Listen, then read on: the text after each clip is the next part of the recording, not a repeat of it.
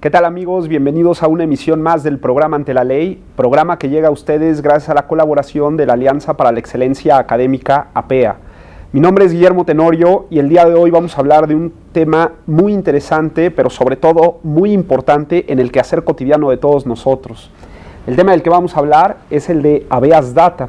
Y para hablar de ello tenemos a un auténtico experto en la materia. Él es el doctor Osvaldo Gossaini, quien es el director del Departamento de Derecho Procesal de la Universidad de Buenos Aires. Doctor, sea usted bienvenido a este programa. Muchas gracias, Guillermo. El tema nos da para mucho y sobre todo el tema nos debe preocupar mucho a todos. Así que yo les propongo que iniciemos de inmediato el diálogo ante la ley. Este tema de la habeas data, de hallar los datos, tiene mucho que ver con nuestra privacidad. Tiene mucho que ver con nuestro quehacer cotidiano en el entregar datos, en el decidir qué hacemos con nuestros datos. ¿Qué es esto de la autodeterminación informativa, doctor? Bueno, yo haría una digresión acerca de llamar a todo por igual, porque ya desde que me ocupé del tema hace algunos años escribiendo sobre lo mismo, para mí hay que hacer de tres diferencias. Una es que es la protección de los datos personales en sí mismo, como una finalidad que puede ser legal o que puede ser jurisdiccional. Otra cosa es el habeas data, que es cuando yo ya tuve un problema por el uso que han hecho otros de mis datos personales. Y la tercera, quizás sea una decisión constitucional, legal o una decisión del Estado, que es lo que se llama la autodeterminación informativa, que significa que qué rol se le quieren dar a los datos de las personas físicas y jurídicas, y esto después lo vamos a agregar por qué dije jurídicas, en un entorno jurídico de un país determinado, porque los datos personales tienen una historia particular muy interesante. Quizás vale la pena recordar que el hombre siempre desde sus propios orígenes siempre quiso vivir en comunidad y que otros supieran de él y que en esa armonía, desde los jefes de la clan, el jefe de la tribu, toda esa necesidad de interactuación, hizo que las figuras del hombre fueran cada vez con mayor idea de asociarse. Pero llegó un momento, y que ocurrió casi en las últimas décadas del siglo XX, cuando el hombre de golpe le pone un freno a toda esa información que tienen los demás de uno, como para reclamar un espacio de privacidad, de intimidad, y el primero que lo advierte fue el Tribunal Constitucional alemán, que cuando practicaba el censo, llegó un momento que le dije, ¿todos estos datos son necesarios para un censo? Entonces alguien dice, no, esto es demasiada información para hacer un recuento de datos estadísticos para una proyección económico-social de un país determinado. Y ahí nace el origen de lo que se dio en llamar el habeas data. ¿Cuántos datos se necesitan para administrar debidamente?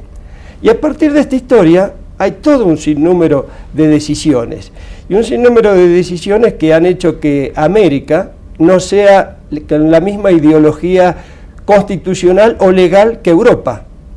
Porque Europa, por ejemplo, decidió que los datos personales o los datos de las personas eran solo de las personas físicas, eran derechos humanos. Pero en América no hemos tenido esa unidad de criterio. Es más, en la propia Latinoamérica tenemos diversidades muy grandes. México y Argentina, teniendo los dos leyes de habeas data, tenemos regímenes totalmente diferentes, hasta opuestos, diría. Porque, por ejemplo, en Argentina se protegen a las personas jurídicas. Aquí en México el primer destino de la ley de datos personales fue custodiar todos aquellos que tuvieran archivos privados. Es correcto. Entonces, en uno y otro lado tuvimos problemas. Problemas de Argentina. ¿Qué honor tiene una empresa? No hay honor en la empresa, hay prestigio, hay imagen, pero honor, intimidad en la empresa. Y después, en México, el médico tiene que responder a la protección de datos personales, el abogado, el contador, ¿está pensado para ellos la ley o la tutela de los datos personales? Entonces es necesario quizás ir haciendo un análisis de qué es lo que se persigue Y es ahí donde uno trata de analizar realmente qué es lo que se persigue con la protección de los datos personales. Claro. Porque yo le haría esta división. Primero veamos qué es los datos personales y después veamos qué es el habeas data. Porque en los datos personales yo puedo tener o tomar la idea que tuvieron los europeos de que hay que protegerlo como un derecho humano y que esa invasión a la intimidad que se dio después de los años 1980, sobre todo por la gran cantidad del marketing directo. Claro. Llegó un momento en que el ciudadano se encontró agobiado con la papelería, con los cupones, con los abordajes callejeros para participar en un sorteo que era inexistente. En fin, todo eso que ocurría desde los años 1980 en adelante, que dieron origen a un sinnúmero de leyes de protección de datos en Europa, donde casi todos tuvieron la idea de proteger la intimidad, es decir, un espacio de la vida privada que se tomaba dentro de la intimidad. Pero esas primeras leyes, que fueron, nosotros los americanos hemos copiado mucho a la Ley Orgánica de Tratamiento de Datos Personales española, y es casi Argentina y México que nos parecemos y mucho en tomar legislación española como modelo de nuestra madre patria. En realidad a veces nos olvidamos de nuestra propia idiosincrasia, ¿no? Y cometemos algunos errores de copia. Bueno, decía, en España se tomó como un derecho humano proteger la intimidad, y desde esa protección se encontraron muchos impactos importantísimos. Por ejemplo, que las multas de tránsito, el road pricing famoso, no se podía hacer si en la fotografía que se veía del vehículo cometiendo una infracción de tránsito se veía el contenido, es decir, cuántas personas iban de adentro, claro, porque el vehículo era el que cometía la infracción y no las personas que iban adentro. Esta es una cuestión. Después también fue muy interesante el tema de si esto era un deber o un derecho. Entonces, por ejemplo, surgió el tema de la telefonía.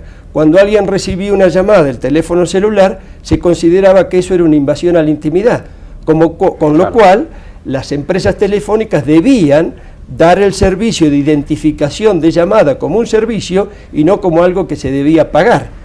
Entonces nació porque se entendía que el que llamaba por teléfono, suponiendo que yo tuviera en este momento, que no lo tengo, pero prendido el celular y me llamaran, están invadiendo o están perturbando un momento de mi intimidad. Tengo que saber quién es, y eso es un derecho. Aquí en América todavía algunas empresas lo cobran como servicio. Claro. En Europa hace rato que es un derecho y que eso es una obligación de prestarlo. Pero ya ven, es un derecho afincado totalmente en el terreno de los derechos humanos.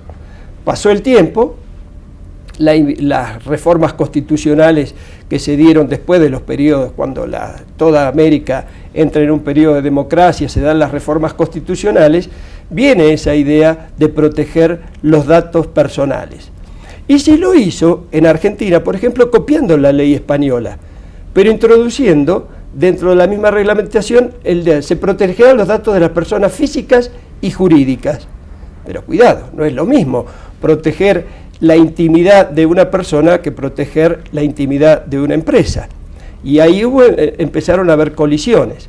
Inclusive el reducto de lo constitucional argentino trabaja de manera distinta a como lo hace Perú, o como lo hace Colombia, o como lo hace México. Claro. Miren las diferencias. En Argentina se protegen los datos personales cuando, con el uso de los datos personales que hace un tercero, genera una discriminación en mi persona. Vale decir que yo necesito una afectación para salir a proteger mis derechos. Después tengo una ley de protección de datos personales que se van a afincar más en el derecho a la información del que almacena datos, por un tema que después se los explico, que con relación a la protección misma que tiene la persona. En Perú decidieron que no, que debían custodiarse como primer y elemento esencial los datos denominados sensibles. Ideología, creencia, raza, salud, datos que la circulación podía generar algún problema con la persona. Entonces se trató eso. México, que tuvo casi una escala final en la entrada de los datos personales, y lo digo con mucha experiencia porque me tocó venir a México varios años a hablar de habeas data cuando no había la habeas data, y causaba una gran curiosidad y sorpresa en el estudiantado porque nadie sabía qué era el habeas data y lo confundía mucho con el habeas corpus. Claro. ¿No? Bueno, pero cuando México llega con la ley federal, decide resolverlo solo sobre los archivos privados. No importa si causan perjuicio o no, el destinatario es el que tiene archivos privados.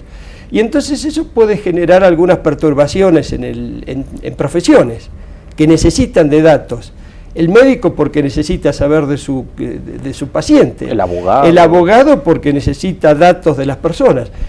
Un archivo matrimonial, piense una empresa, una agencia matrimonial que busca una pareja para alguien que hoy en internet está, necesita datos íntimos, costumbres, preferencias, y todo eso queda quizás fuera de un marco porque se trata de manera diferente.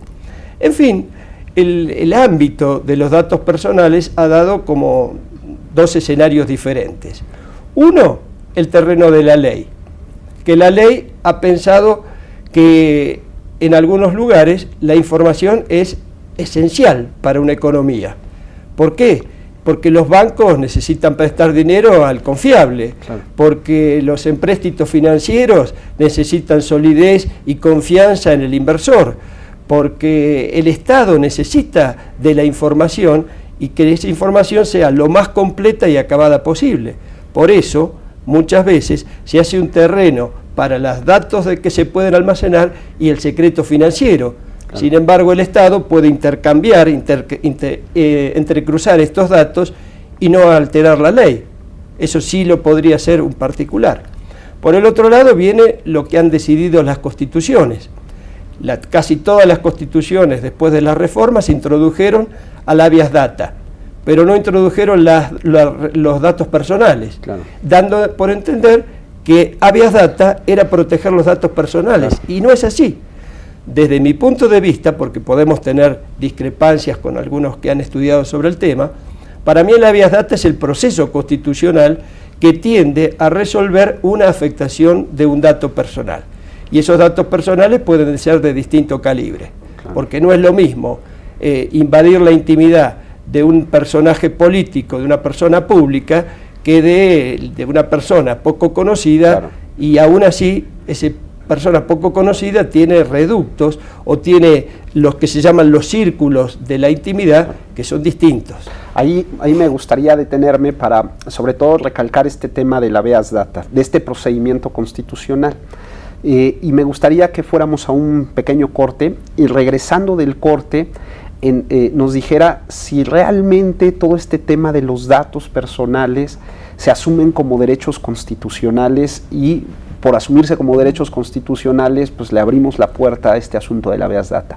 No se vayan, como verán estamos platicando de un tema muy interesante que es habeas data con el doctor Osvaldo Gossaini, quien es director del Departamento de Derecho Procesal de la Universidad de Buenos Aires, catedrático en muchas instituciones de Iberoamérica, así como conferencista también en muchas instituciones de nuestro continente. Volvemos en un minuto.